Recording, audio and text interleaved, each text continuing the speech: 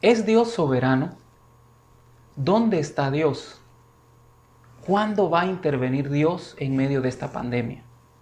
Son tres preguntas que muchas personas se están haciendo en este momento. Y hoy queremos responderlas a la luz de la palabra. Queridos amigos y familia de Casa de Oración Cristiana Brisas del Golf, gracias por permitirnos entrar a sus hogares. Mi nombre es Sergio López y tengo el agrado de compartir la palabra con ustedes este domingo. Y vamos a trabajar estas tres preguntas. La primera de ellas, ¿es Dios soberano? La respuesta, como les decía, está en la palabra de Dios. Moisés se lo dijo a Faraón en Éxodo 9:29. Le dijo, para que sepas que todas estas cosas están aconteciendo, para que sepas que la tierra es del Señor. Luego lo dicen los profetas. Más adelante el rey David en Salmo 24:1 dice, del Señor es la tierra y su plenitud, el mundo y los que en él habitan. Más adelante lo encontramos en los evangelios. La soberanía de Dios también la encontramos cuando Pablo lo dijo en 1 Corintios 10:26, porque del Señor es la tierra y todo lo que hay en ella. También lo dice cada día la naturaleza. Dios es soberano y eso nos lo muestra cada día la naturaleza. Es un mensaje que nos da a nosotros. La naturaleza, a través de miles y miles de años, se sigue comportando tal cual como Dios la instituyó, tal cual como Dios la hizo. Somos nosotros los que ignoramos la soberanía de Dios y muchas veces intentamos hacer cambios antinaturales, cambios que no fueron puestos por el Dios soberano. La pregunta en este momento no es si Dios es soberano. La pregunta es cuándo la humanidad va a aceptar, cuándo nosotros vamos a aceptar la soberanía de Dios. Dios sigue siendo soberano y Dios sigue estando sentado en su trono. A Él no lo sorprende nada de lo que está sucediendo. A nosotros sí. La pregunta no es si Dios es soberano, la pregunta es cuándo nosotros vamos a aceptar la soberanía de Dios en nuestras vidas, en la situación particular que estemos viviendo. Cuando nosotros aceptamos la soberanía de Dios en nuestras vidas, quitamos la vista de muchas situaciones que pueden estar aconteciendo y reconocemos que una persona puede perder su trabajo, pero no la provisión de Dios en su vida. Reconocemos que una persona puede perder la salud, pero no puede perder al sanador que murió por él en la cruz del Calvario. Reconocemos que una persona puede perder muchas cosas, pero no perderá a Dios, no perderá el amor de Dios. Dios sigue siendo soberano. Aparte, el libro de Apocalipsis, en el capítulo 1, versículo 8, dice, yo soy el alfa y la omega, el principio y el fin, dice el Señor, el que es y que era y que ha de venir, el Todopoderoso. Entonces, Dios sí es soberano y Dios siempre ha sido soberano. Probablemente nosotros hayamos tenido cierto acceso a cosas nuevas en este mundo, que en muchas ocasiones le llaman la nueva normalidad. Y probablemente nosotros hicimos el ojo pacho, ignoramos e incluso llegamos en nuestras casas de cierta manera pues a aceptar. Pero déjame decirte que no hay una nueva normalidad. La única normalidad que siempre ha existido y siempre existirá es la normalidad que Dios soberano y todopoderoso estableció sobre la tierra. Entonces Él sigue siendo soberano. Nosotros somos los que debemos aceptar y reconocer su soberanía. Pregunta número 2. La humanidad también se está haciendo esta pregunta. ¿Dónde está Dios? ¿Dónde quedó Dios en medio de todo esto? Y la respuesta está en Mateo 6:6. Mas tú, cuando ores, entra en tu aposento y cerrada la puerta, ora a tu Padre que está en secreto. Y tu Padre que ve en lo secreto te recompensará en público. Entonces, por miles de años la humanidad se puede preguntar y seguir preguntando, ¿dónde está Dios? La pregunta no es dónde está Dios, la pregunta es si ya nosotros descubrimos dónde encontrar a Dios. Y en este versículo tan sencillo dice que Dios no está en una montaña a la cual debemos subir. Dios no está en una penitencia que debemos pagar. Dios está tan lejano como entrar a nuestro aposento, cerrar la puerta para poder tener privacidad con el Señor y orar a nuestro Padre que está en el secreto. Acá hay dos cosas importantes. Primero, el Señor revela dónde está Él y dónde podemos encontrarlo, que es el secreto. Y hay otra cosa muy, muy importante acá, que dice, ora a tu Padre. Y esto es, si yo tengo dos hijos, cuando los dos hijos vienen en alguna oportunidad y vamos a platicar, ¿tú crees que qué pasaría si alguno de mis hijos se acerca a mí y me dice, oh Sergio Vladimir López Peña, hijo de Rafael Eugenio López, tú que predicas la palabra y tú que esto y lo otro? Yo diría, esta persona no tiene ganas de hablar, me voy a ver la televisión mejor. ¿Ah?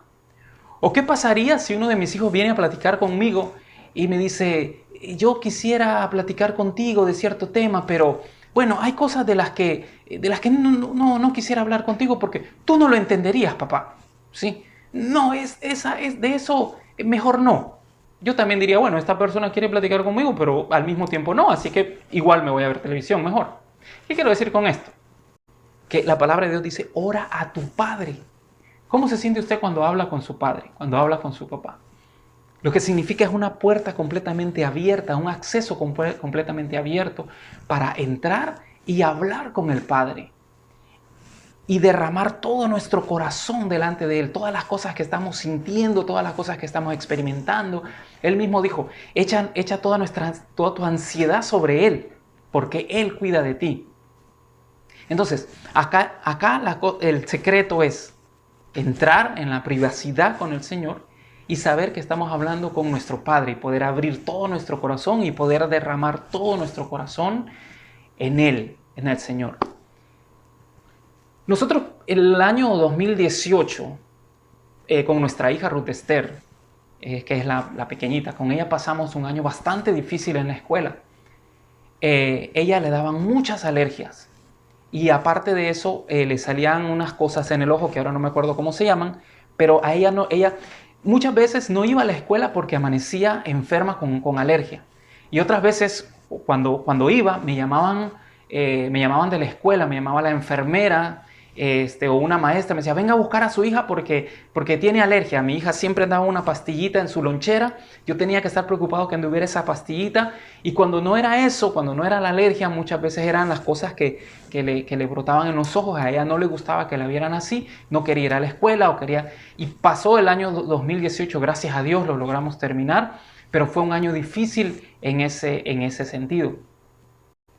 Cuando empezó el año 2019, venía el año escolar, 2019, veníamos más o menos empezando igual. Y yo entré al secreto del Padre. Habíamos limpiado esa habitación de Ruth de muchas maneras, hasta con una máquina industrial, creo que la limpiamos una vez. Le retirábamos todos los peluches, no sabíamos de dónde era la alergia, no sabíamos de dónde venía lo otro. Hacíamos muchas cosas y yo dije, Señor, ¿qué debo hacer? Para ese tiempo, yo dejaba a mi hija en la escuela y luego de eso, cuando regresaba de dejarla en la escuela, dedicaba mi tiempo de oración y luego mi trabajo porque mi horario me lo permitía. Y en ese momento el Señor me dice, tienes que orar antes de que se levanten tus hijos. Yo le dije al Señor, ¿tú sabes a qué hora se levanta David para ir a la universidad? A las 5:30. ¿Sabes lo que me estás pidiendo? Pero hice caso a lo que el Señor me dijo en el secreto. Y a principios del año 2019 empecé a orar temprano, antes que se levantaran mis hijos, antes que se levantara Ruth. Orar en la puerta de su cuarto y pedirle al Señor que la cubriera con la sangre de Cristo. En el nombre de Jesús tomar autoridad sobre toda enfermedad que quería venir sobre ella, sobre todo ataque, y cubrirla con la sangre de Cristo y todas las cosas que a un papá se le pueden ocurrir para orar por sus hijos.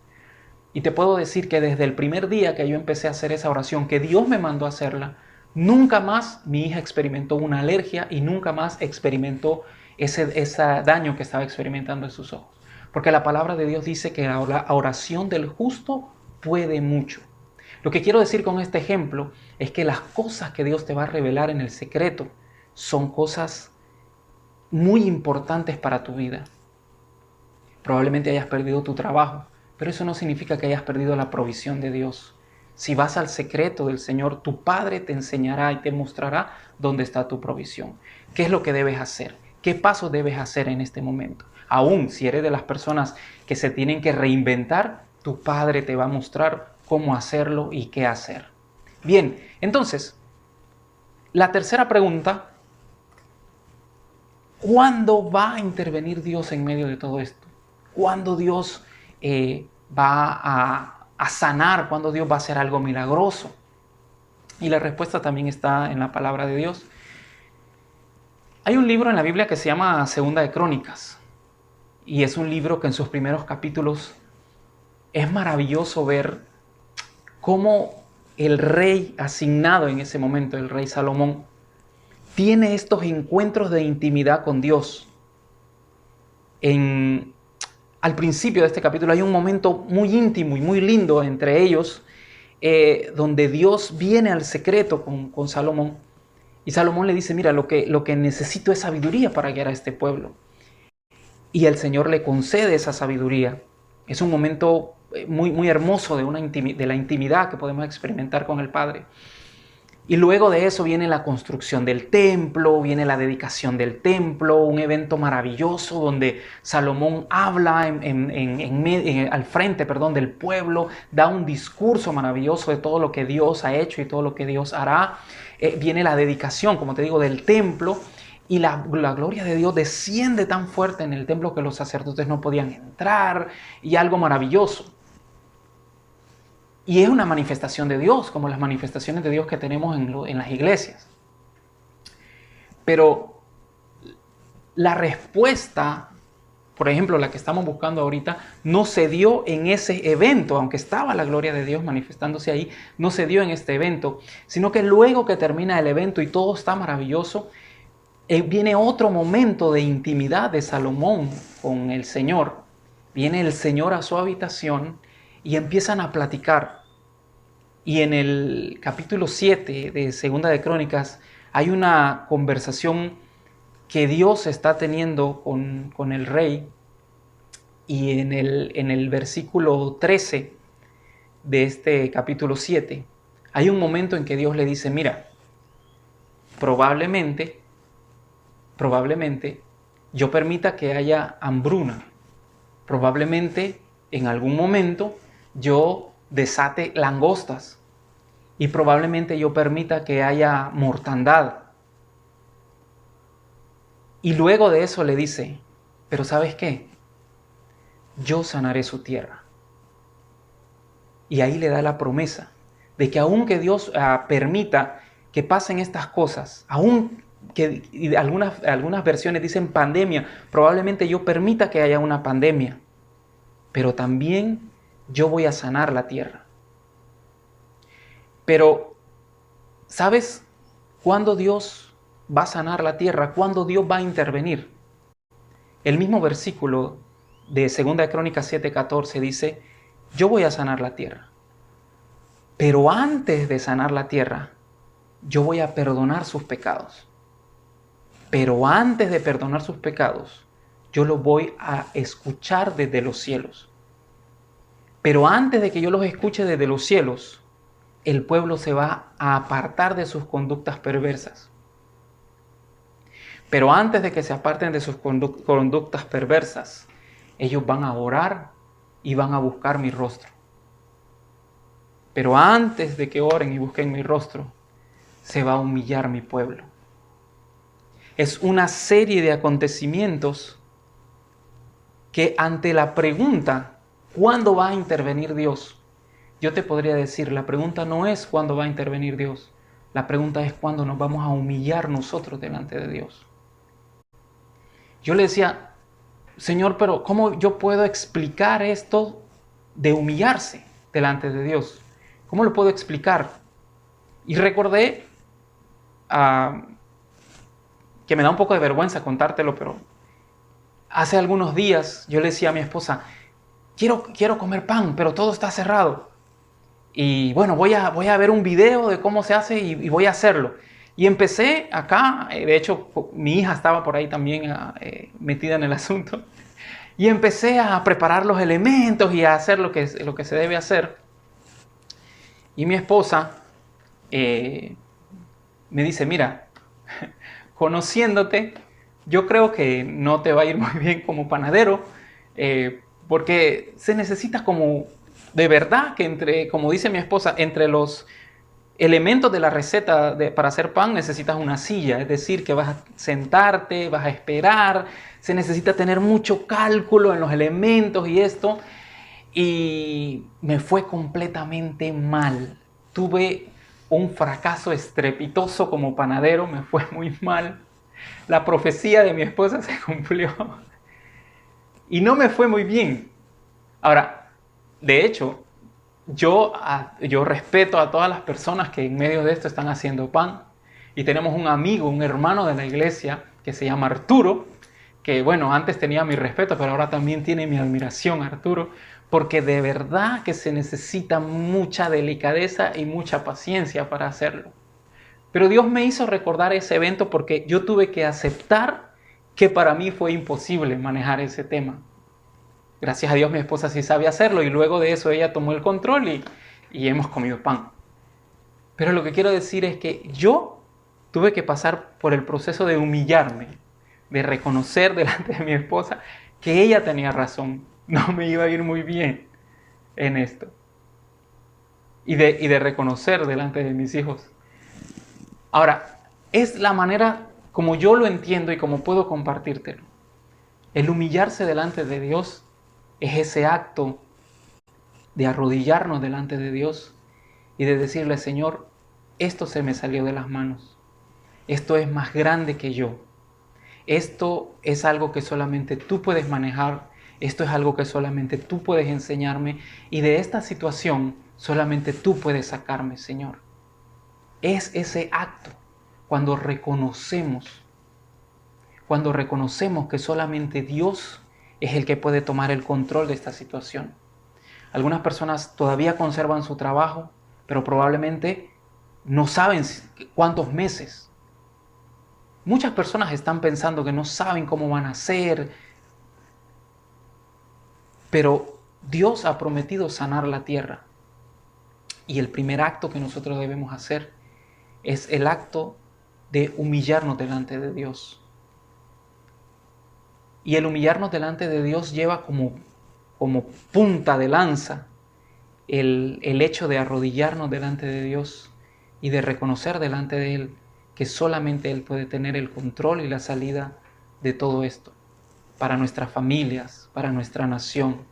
A mí me hubiera gustado que todos los presidentes de las naciones se pusieran de acuerdo y hubiese un día mundial de ayuno y oración y de humillación delante de Dios.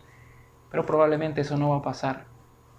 Me hubiera gustado que en nuestros países se proclamara un día nacional de ayuno y oración y humillación delante de Dios, donde intervinieran todas las religiones, donde interviniera todo el mundo. Pero probablemente eso no va a suceder. Incluso me hubiera gustado que las iglesias evangélicas nos uniéramos, que los pastores de las iglesias principales se unieran, hiciéramos un día nacional de ayuno y oración con una sola plataforma donde todos nos conectáramos y fueran hablando los diferentes pastores. Pero probablemente eso tampoco suceda porque cada uno está cuidando su rebaño. Pero también podemos ver a nuestras familias juntas humillarse delante de Dios. Y si tú quieres que el mundo se humille delante de Dios, que tu nación o que tus iglesias se humillen delante de Dios, debemos empezar por nosotros mismos.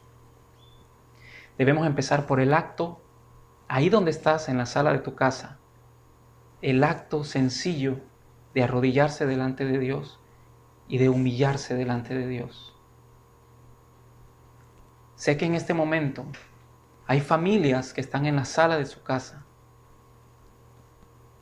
cuyos padres conocieron al Señor cuando eran jóvenes, conocieron algo de Dios cuando eran jóvenes, Incluso algunos se conocieron en la iglesia.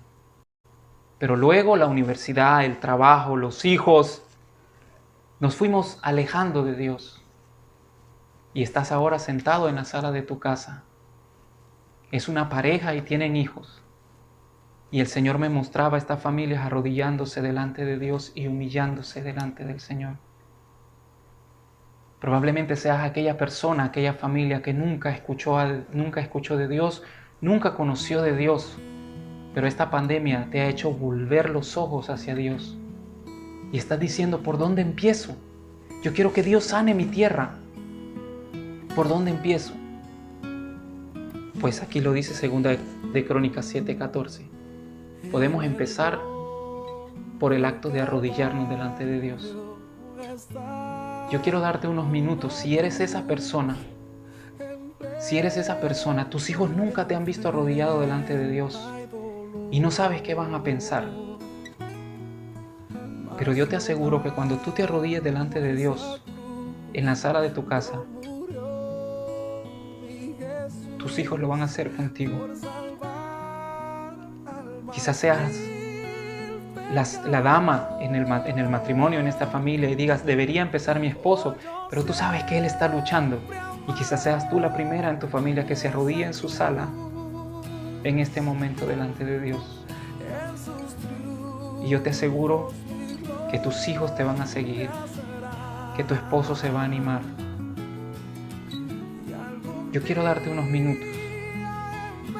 Probablemente seas esta familia creyente, pero aún así tus hijos nunca te han visto arrodillado delante de Dios, o muy pocas veces. Yo quiero invitarte ahora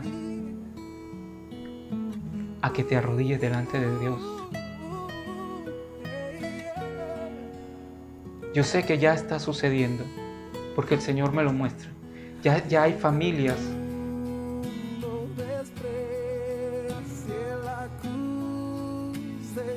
que están arrodilladas delante de Dios.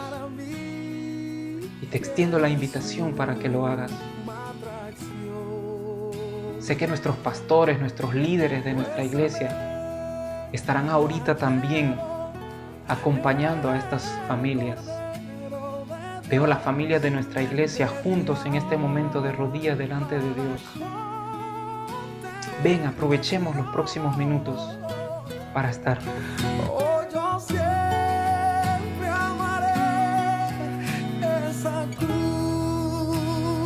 Estar de rodillas delante de Dios. En sus triunfos mi gloria será.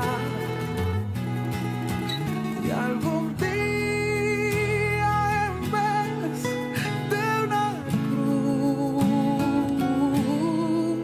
mi corona Jesús me dará. Oh, yo sé.